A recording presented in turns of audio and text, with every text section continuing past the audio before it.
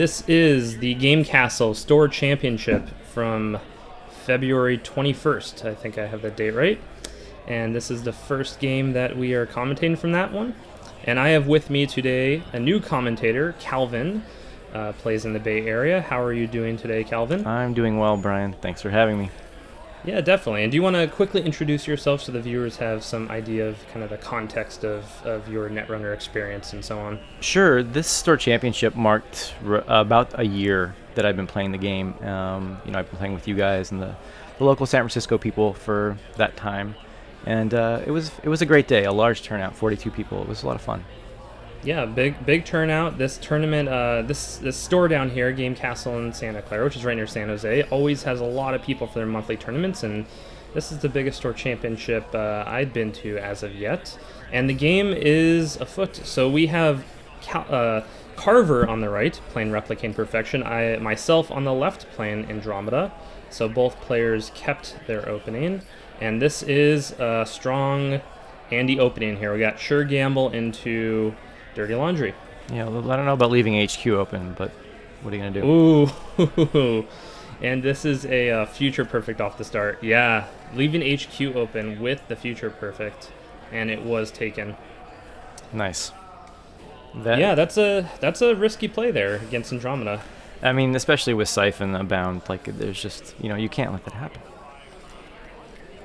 It makes you wonder what he was worried about on R&D there. Right, maybe he's got some traps or something also. Right, yeah, he might have had a couple snares in there. I just got lucky. So, last two clicks are Earthrise and Ghost Runner. Revealing the Stealth Andy tech. Yeah, I wonder about how early that should happen for a runner, but I mean, really, you've just got to start setting up your stuff and get going. Right. Yeah, with Ghost Runner, that one I kind of like to hold usually. If I have another stealth, source of stealth in my hand, I'd rather reveal that and then save the Ghost Runner for when they feel like I'm not quite set up. Right. But yeah, like you said, you kind of have to just get this stuff onto the table and be in the right position. So playing out the Desperado. Looks like I am down to 4 credits. Corp is up to about 7, I think. Yeah, hard to tell. Stackers. Correct. And running in. So, okay, that is Excalibur. So that is the mythic ice that... I don't think it has the mythic ability that a lot of them have, but it basically means you can only run... You can't run again that turn. Right. And he doesn't show any other... Ooh, so off the start here. Wow. Runner at 5. Pulled out the Nisei. I do think you're right that he probably has some traps in there. And just getting lucky jumping around it. So Silencer on the table. The Excalibur is really interested in RP, as it synergizes quite well with their ability, limiting you to 1 run a turn. Right. Yeah, I mean, Grail Ice in general can be a real problem if you don't know how to handle it.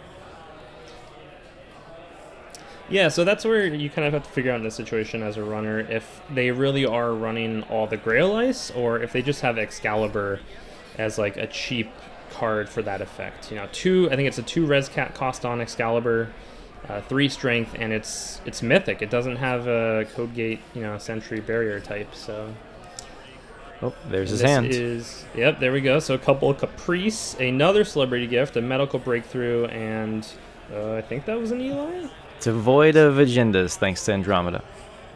Yes, and there was no traps either, so yeah, no snares in there. Very interesting. I think considering I can get in there at no cost right now, it's probably still worth going in there just trying to kill those Caprice. Sure. Agreed. So I am running Archives with Dirty Laundry just to get some money, and it did force him to use Jackson Howard, it looks like. Yeah. Gotta get that card off the table. Yeah. And that's, with Desperado out, that's kind of where you want to run in that case. Because if they used a Jackson Howard, Desperado does not pay off. If you're running on Jackson Howard, that is. Right, nor would the Dirty Laundry. Correct, nor would the Dirty Laundry, so... Open Archives. Yeah, that's the right play there. Yeah, safe bet. It's your other sure gamble. Yeah, so Fairy is down, and he does res the Architect. So luckily I had the Fairy there. So yeah, definitely using the Fairy. Do not want him to get those free installs.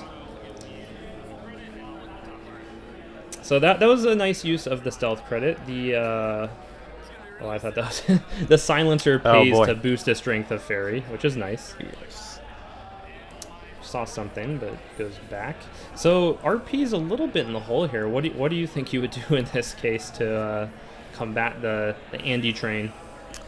It's tough. I mean, he doesn't have that much money, like 7 or 8 credits. It looks like he's drawing a bit. I don't know. Might put a Caprice down on HQ just to keep some HQ runs, like as a deterrent on HQ. Yeah, I mean, Architect's going to do a lot of work there until you get your Stealth Breaker out. Switchblade, I assume. Another celeb gift. Yes, and you know, I think that operation is sub boost. I think it was a little bit hard to tell. Huh. Yeah, the Caprice on HQ would be good just as some sort of siphon protection. All right. Sweet. Interesting. What did he install? You know, I'm not sure. Oh, that's the mental health clinic. Okay. Yeah. Yeah, I mean, it could be a Caprice, but it's almost certainly the mental health clinic. Okay, Switchblade is online. All right. Now so Switchblade will cut right through Architect. And that is Chimera. Wow. Chimera we haven't really seen a lot of recently, but every once in a while I'll catch a glimpse of it. Yeah, it's been a long time. I was actually thinking about it more recently since you announced the achievements for the Berkeley tournament tomorrow. Oh yes, which I believe one of those was achievements. Yeah, go ahead. It was the least amount of iced res in a corp win game. Is that right? Yeah. So have the least amount of ice resed in all the corporation games that you win, and so Chimera works out pretty well. Right. A little expensive over time, but you know, if it's unresed at the end and you do well, then you might win the achievement. There's some interesting things you could do, like Chimera with the root kind of makes sense. Oh, so this is Data Pike. Yep, there go 2 credits from you. But that wasn't too much of a risky run because he had just shown me his hand recently, and there weren't any Grail ice. Right. So, you know, I felt like I was pretty safe to run in there with Switchblade. It's a good outer piece of ice at this point for the Corp, for RP especially, because if you do decide to check it without a breaker, you know, it's going to take money away from you. And that new remote that's down very much looks like a Caprice to me. Sure. Oh, 1 Caprice taken care of. There you go. And I am running low on money, but Katie Jones is on her way. Yeah, Archive's still open. So yeah, Carver's is definitely... And he just closed Archives off. And yeah, he's building up. Like, he's getting ice finally. I think he was a little bit constrained on ice initially, as evidenced by those celebrity gifts that showed no ice. Right. Yeah, he's stabilizing at this point, and that's good for him. Yeah, you know, so there's a couple misplays here. Like, I'm pretty sure I knew that Data Pike was a Data Pike just because he showed it in a celebrity gift, but then I just kind of ignored it or forgot about it. And I also ran into HQ that turn when I knew that he had the sub boost in hand. Right. So, yeah, there's, you know, some slight misplays here. At this point, you could probably afford a couple, you know. And, well, installed with Caprice. Yeah, so that could be an Ash. Generally, RP, you expect there to be some advancement along with the install. So I'm not too worried about an agenda here. Good point, yeah. But yeah, he's building up that remote. I'm just hoping that to take an agenda, HQ is probably not the best target here. Oh, that is a snare. Oh, there's a snare. Yeah, so he has the snare sleeves, telegraphing the snare card. We should have seen that coming. Earthrise goes down. What's that? Legwork. And Legwork and a Plasgrate. And I do get a tag. Don't forget about the tag. Yeah, I put the tag in my credit pool, so I just can't forget about it. Yeah, I've considered doing that recently also. It's rough. I mean, generally, if you want to clear the tag, you should just do it immediately your next click. Right. But it's still good to have it there in front of you. So yeah, he's stabilizing, and he's sort of got you against the ropes a little bit. I mean, clearly, you've got 5 points, but you're gonna. Yeah, I'm slowing down. I need a way into R&D is what needs to happen, and this is bad. So, enhanced login protocol goes down. Yeah. This is the current, so that means that you have to spend an extra click to initiate your first run that is not through card abilities. And RP really loves this card. It's very frustrating. It's a really great card in RP. Yeah. So another cloak going down, more stealth credits. As soon as I can get that refractor installed, I'll be good to go. I could get into R&D for pretty much free at that point.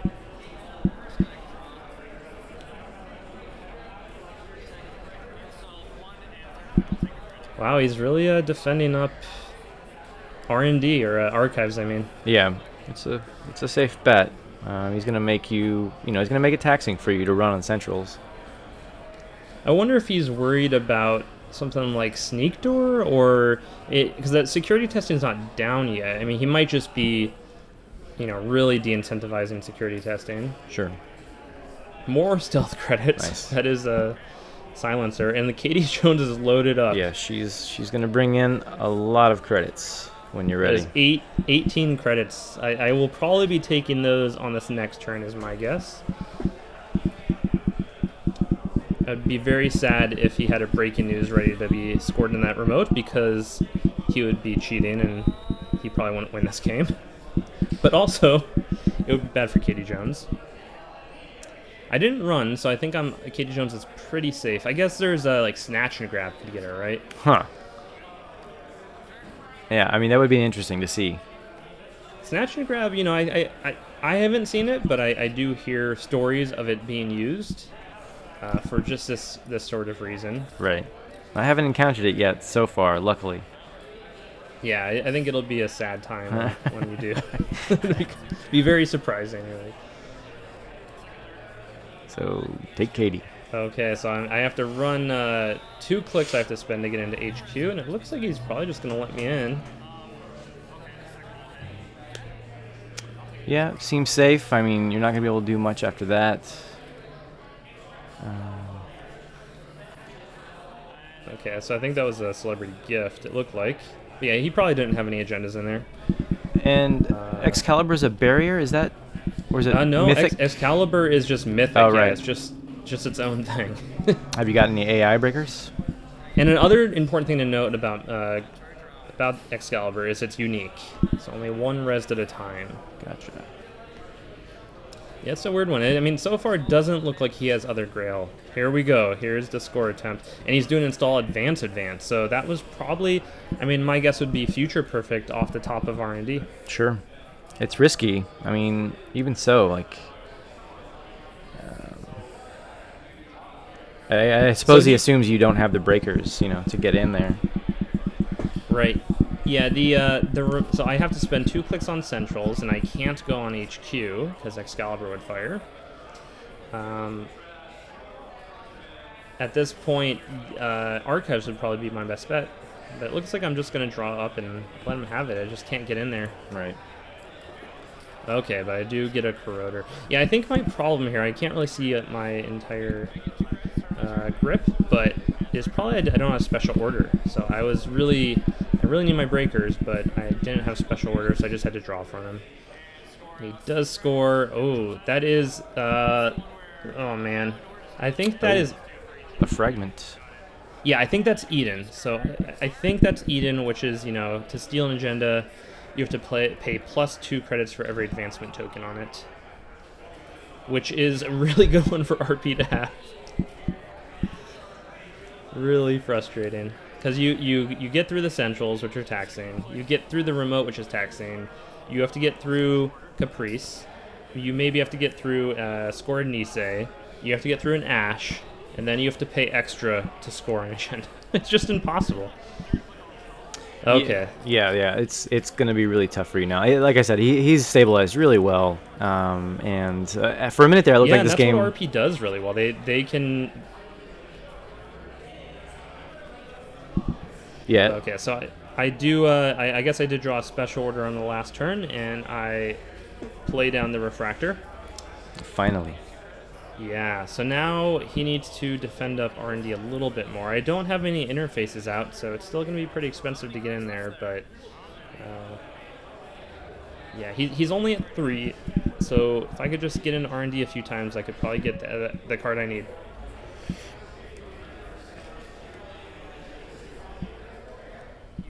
That refractor is so good in criminal. It almost makes the whole stealth setup worth it.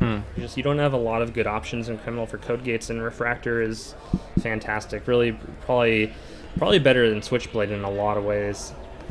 Yeah. Also, it's a little more versatile, right? You can use regular credits to break subroutines with it, as opposed to switchblade, which you can't. Correct. Yeah, you can. It starts at 2 strength, so data pike. I don't have to use any stealth credits to get through. Wow, and so he installs advances in that remote. Okay, so I'm just ignoring it. I'm just deciding to focus on R&D.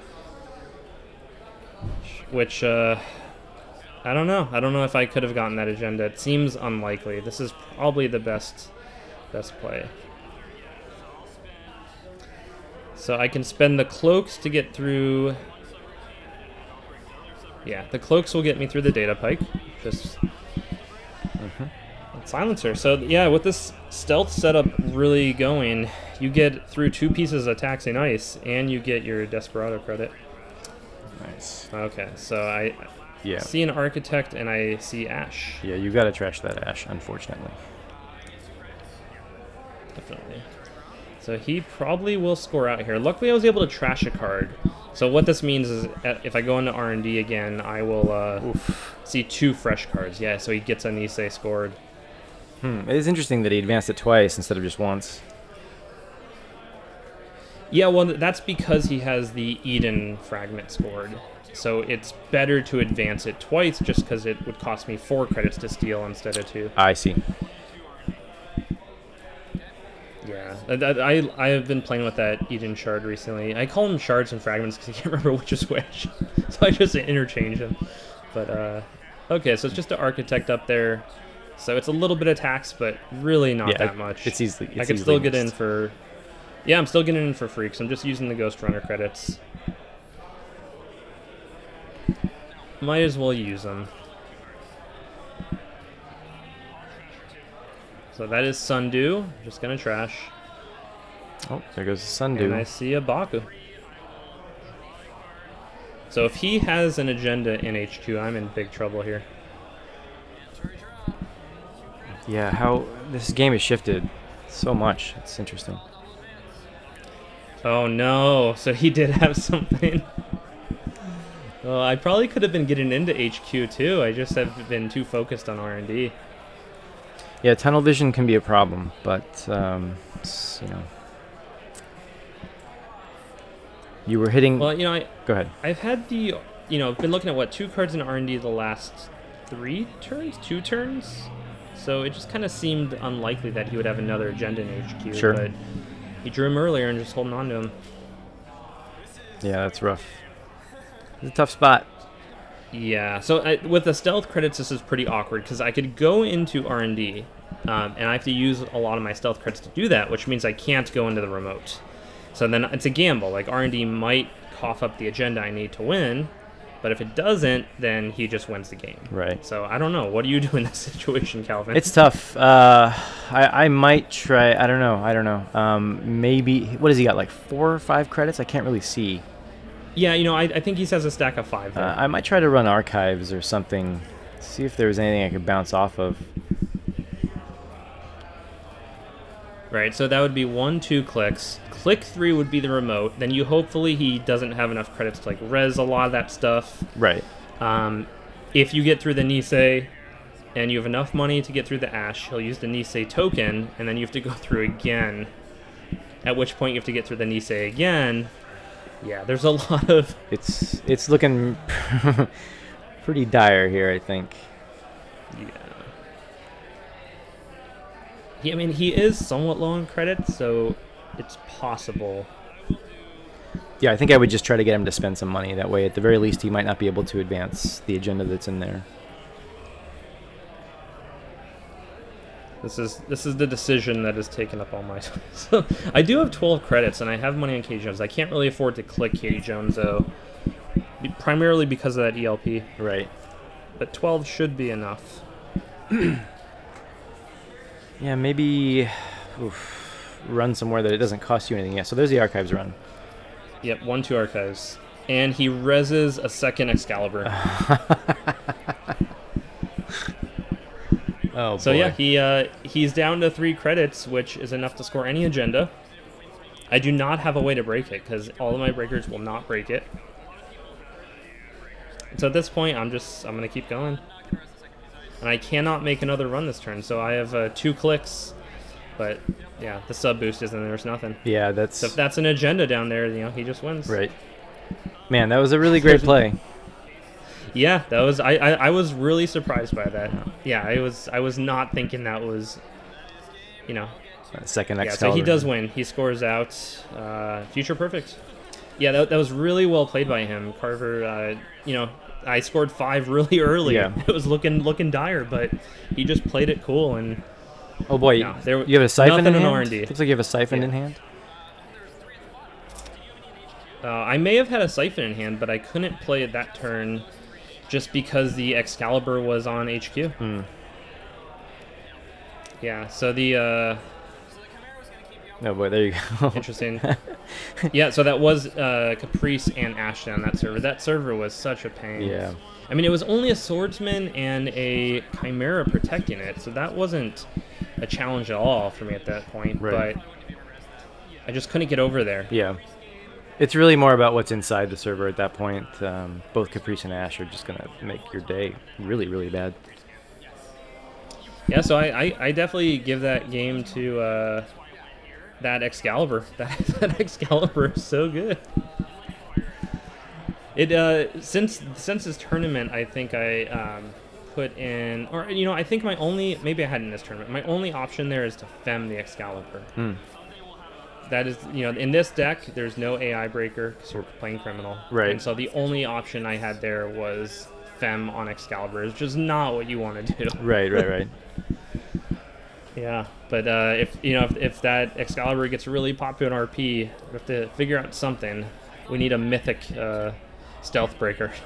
Yeah, or maybe you shouldn't post this video, that way it doesn't. Oh yeah, that's a good idea too. No, I think quite a number of RP players have picked up on that Excalibur play. But yeah, it's a great idea. Anyway, that was a good game. That was entertaining. All right, thank you, Calvin, for helping to commentate, and I'm sure we'll have many more games from this tournament up on the channel soon, and many more games to come. All right, thanks a lot. My pleasure. Bye.